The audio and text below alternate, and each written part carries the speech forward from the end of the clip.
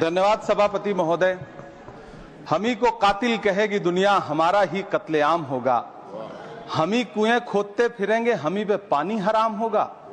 सभापति महोदय, सन 1947 में दिल्ली की जामा मस्जिद की तारीखी सीढ़ियों पर खड़े होकर के भारत रत्न मौलाना अबुल कलाम आजाद साहब ने कहा था कि मुसलमानों कहां जा रहे हो, यह है तुम्हारा मुल्क, यहां तुम्हारे आबाओ अजदाद की कब्रें हैं।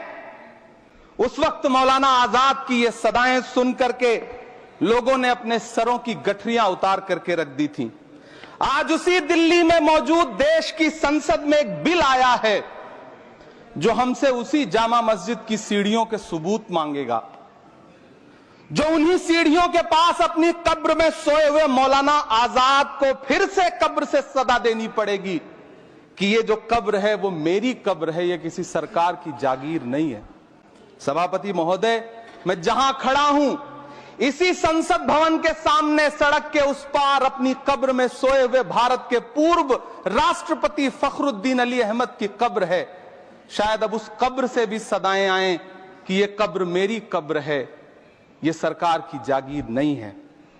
सभापति महोदय, मैं वक्फ कानूनों में किए जा रहे संविधान विरोधी बदलावों के खिलाफ बोलने के लिए खड़ा हुआ हूं। संविधान का आर्टिकल 14 हो, 29 हो, 30 हो, चीख चीख कर कहता है कि देश में सब बराबर के हकदार हैं। आर्टिकल 26 कहता है कि सबको अपने अपने मजहबी कामों के लिए मंदिर, मस्जिद, गिरजाघर, गुरुद्वारों का निर्माण करने का हक है और उसका रखरखाव का भी हक है। लेकिन डॉक्टर बाबा साहब अंबेडकर के संविधान को हर दिन कुचलने वाली ये सरकार देश के मुसलमानों से नफरत में इतनी अंधी हो गई है कि खुलेआम देश की संसद में देश सरकार के माइनॉरिटी मिनिस्टर साहब और होम मिनिस्टर साहब झूठ बोलते हैं और देश को गुमराह करते हैं। झूठ शब्द असत्य बोलते हैं। सरकार ने इस बिल का नाम उम्मीद रखा है। मंत्री जी कल से इसे देश के मुसलमानों के लिए नई उम्मीद बता रहे हैं। नहीं मंत्री जी, न तो यह बिल मुसलमानों के लिए नई उम्मीद है और न ही उम्मीद की नई किरण। सभापति महोदय, भाजपा ने पूरे देश में वक्फ के नाम पर कई सारे झूठ फैलाए हैं। आइए आज उनकी सच्चाई पर बात करते हैं। वक्फ ट्रिब्यूनल को ऐसे बताया जाता है जैसे वक्फ ट्रिब्यूनल कोई मजहबी खाप पंचायत हो। सभापति महोदय, जबकि सच्चाई यह है कि वक्फ ट्रिब्यूनल भी तो सरकारी न्यायिक विभाग है जिसमें सरकार द्वारा नियुक्त जज होते हैं, जिसमें प्रशासनिक अधिकारी होते हैं, कहीं ऊपर से थोड़ी आ गए।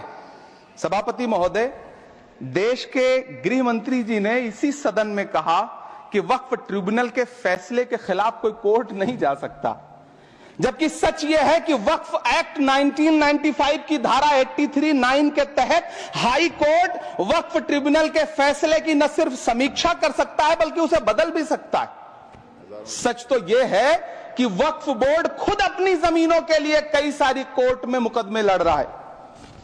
सभापति महोदय, दिल्ली की जिन 123 संपत्तियों को लेकर कल माइनॉरिटी मिनिस्टर, होम मिनिस्टर साहब और अभी आदरणीय नेता सदन बात कर रहे थे, आइए उनकी सच्चाइयों पे भी बात करते हैं।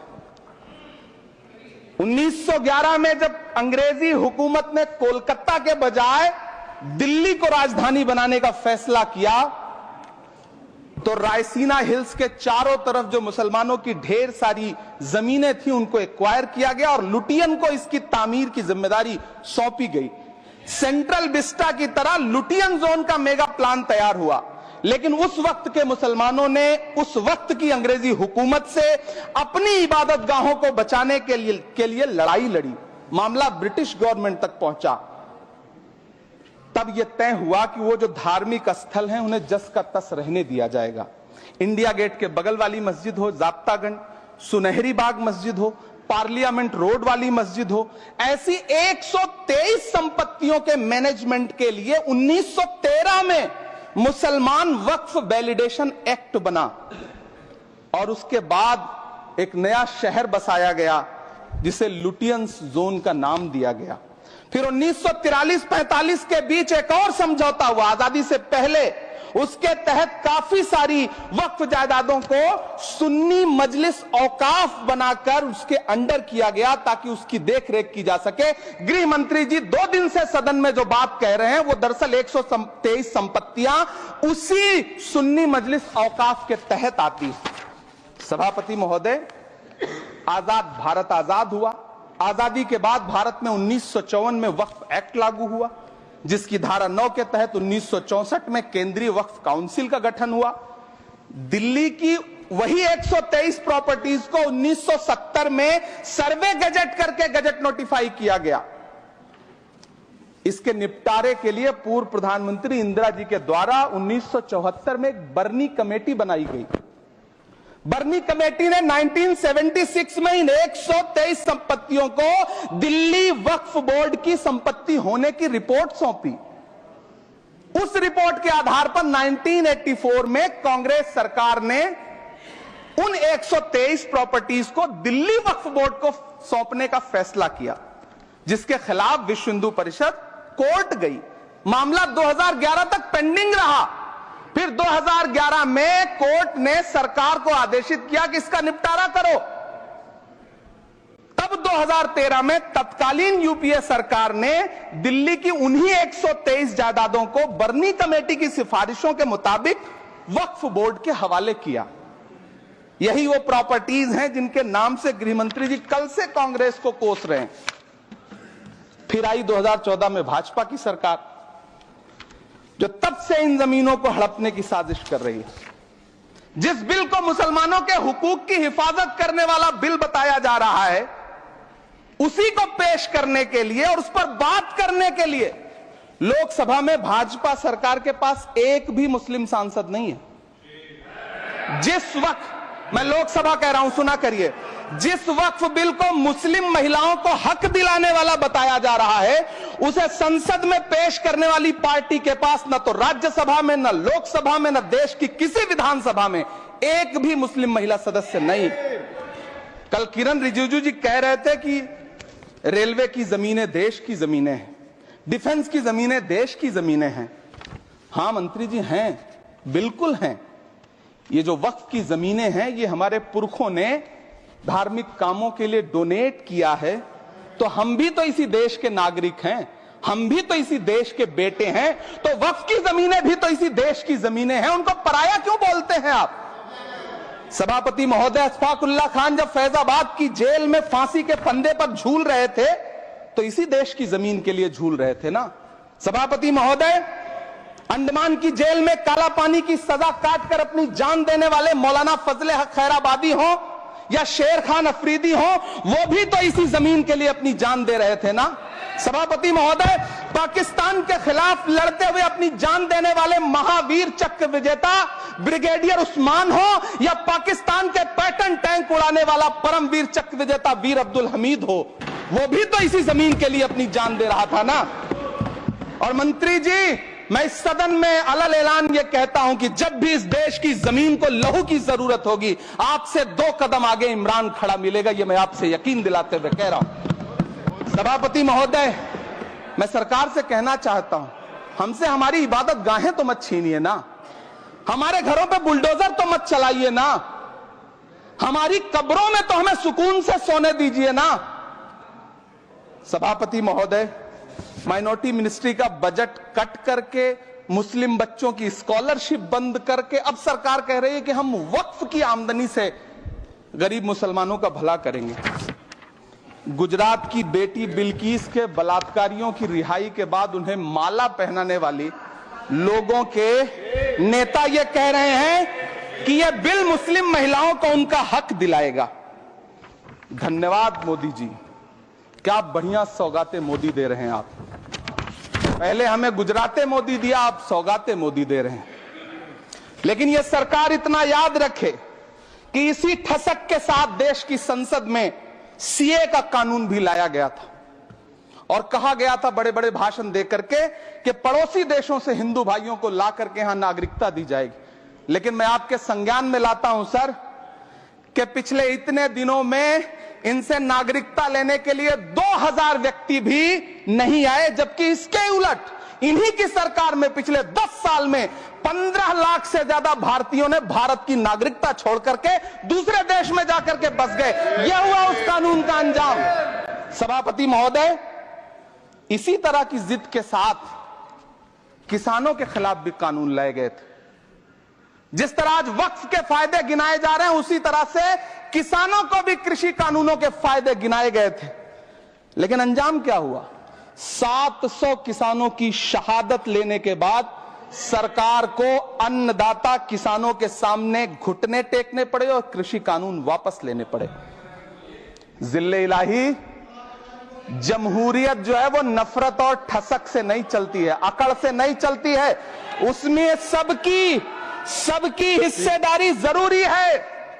कल देश के माइनॉरिटी मिनिस्टर ने लोकसभा में खड़े होकर एक शेर सुनाया था कि मुझसे कोई बदगुमान न हो, तो मैं उन्हें एक शेर सुनाना चाहता हूं कि मैं आज जद पे हूं तो इतना खुशगुमान न हो, मैं आज जद पे हूं तो इतना खुशगुमान न हो, चराग सबके बुझेंगे हवा किसी की नहीं। नीतीश कुमार जी हो, चंद्रबाबू नायडू जी हो, चिराग पासवान जी हो, जयंत चौधरी जी हो, देवे गौड़ा जी हो, जीतन राम मांझी जी हो, सबको समझना पड़ेगा कि जब जंगल में आग लगती है तो न वो बरगद बचते हैं जो हवा को आंधी में तब्दील करते हैं, न वो बांस बचते हैं जो आपसी रगड़ से चिंगारी पैदा करते हैं। सभापति महोदय, जब देश को मनमोहन सिंह साहब जैसा काबिल प्रधानमंत्री मिलता है तो देश को आरटीआई जैसा एक्ट मिलता है, सेज जैसा एक्ट मिलता है, मनरेगा जैसा एक्ट मिलता है, लिबरलाइजेशन मिलता है, राइट टू एजुकेशन मिलता है, नेशनल फूड सिक्योरिटी एक्ट मिलता है। लेकिन जब देश को सौगातें मोदी मिलती है तो क्या मिलता है? सीए मिलता है, फॉर्म्स लॉ मिलता है, आर्टिकल 370 मिलता है, इलेक्टोरल बॉन्ड जैसा एक्ट मिलता है और वक्फ अमेंडमेंट एक्ट जैसे बिल देश को मिलते हैं। मुझे तो अपने हमवतन भाइयों से पूछना है कि आपको अपने बच्चों की तरक्की, खुशहाली और नौकरी की दरकार है या फिर मुसलमानों की दान की गई जमीनों को लूटकर धन्ना सेठों को देने की साजिश करने वाले कानून की? सभापति महोदय, यह सरकार रात के 3 बजे तक पूरे देश को जगा करके संसद में अपने ही नागरिकों को नीचा दिखाने के लिए वक्फ बिल ला रही थी, तो उधर रात के 1:30 बजे अमेरिका हम पर 26% टैरिफ लगा रहा था। सरकार की प्राथमिकताएं देश को पता। सभापति महोदय, मैं बहुत भावुक हूं आज, और मुझे अच्छा लगा कि आदरणीय नेता सदन जगत प्रकाश नड्डा जी ने बहुत अच्छी बातें भी की, मन से बातें की। क्योंकि उनके नाम में प्रकाश जुड़ा है तो मैं उनमें हमेशा एक रोशनी की किरण देखता हूं। मैं उनके सामने बहुत अदब से यह बात कहना चाहता हूं कि चिरागों के सफर में दबदबा हो आंधियों का तो फिर अंजाम जुल्मत के सिवा कुछ भी नहीं होगा।